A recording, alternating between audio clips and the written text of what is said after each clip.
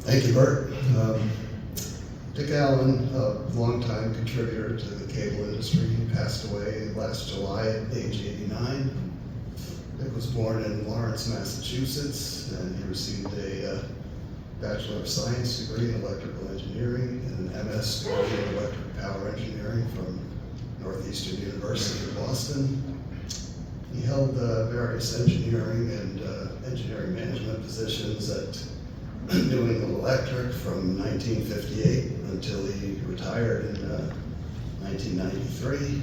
At that point, he joined Power Delivery Consultants, and he was with them until 2010. But even after that, he continued to consult in the cable industry and mentor younger engineers until the time of his passing. Dick was actually known as a brilliant mind, and there's a legendary story of when he went to get his professional engineer's license in Rhode Island. He was able to arrange to take the engineering and training exam and the professional engineer's exam out of sequence and on two directly adjoining days, Friday and Saturday. Excuse me. And a few weeks after he sat both exams, the head of the Rhode Island PE board contacted his manager and said, well, what would you say if I told you that Dick Allen got 100% on the PE exam and missed only one question on the EIT exam on Saturday? And his boss said, sounds like Dick had a bad day on Saturday. So, he was a brilliant mind. In addition to his analytical prowess, he was also a very practical engineer. I remember seeing him, sitting on a wooden box down in the manhole discussing the finer points of cable splicing with the splicers, and he would not only give advice, but he would listen to the splicer's perspective, and it was a good exchange of information there. One thing Dick told me early in my career was at some point you're going to be asked to go out and look at a bunch of burned up, failed electrical equipment, and while everyone around you is panicking, if you can step back and say, what do I have left and what can I do with it? You may be able to come up with something creative, and that turned out to be helpful advice a number of times over the course of my own career, and I highly recommend that to any of you who might have to respond to an emergency. While Dick was at New England Electric, his responsibilities included both overhead and underground distribution, underground transmission, construction standards, and service reliability assessments. While he was at PDC, he did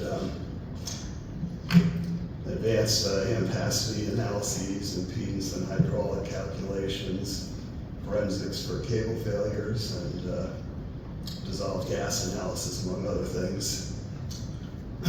Dick, in his spare time, he authored a text called Power Cable Engineering that he used as a basis for training literally hundreds of engineers at New England Electric. I personally was brought up on the third edition of his text, but he continued to update it as technologies changed and things like that. His final version was the 7th edition of Power Cable Engineering. In the 1960s, he was actually the principal developer of what's believed to be the first computer-based cable ampacity program. And that program was shared with utility users groups, and it actually became the basis for many both in-house and commercial ampacity programs. Dick was active in the ICC, and he was co-chair of TG 10-43, which was called the Guide to Analysis of Cable and Accessory Failures. He was chairman of EPRI's Underground Transmission Task Force, and in the 1988 to 1992 timeframe, he served as the principal utility advisor to review and comment on the 1992 edition of the Epworth Green Book. He also held a patent for a cable concept for installing and operating high-efficiency extruded dielectric cables and steel pipes, part of the pipe type retrofit initiative. And that patent was applied for in 2022 when Dick was 85 years old. So he kept adding to the science and the industry knowledge well into his 80s. Dick's wife of 58 years predeceased him by 2 months. I think we can say that Dick embodied the best in the cable engineering community, and we'll miss him. And if I could ask you to stand for a moment of silence.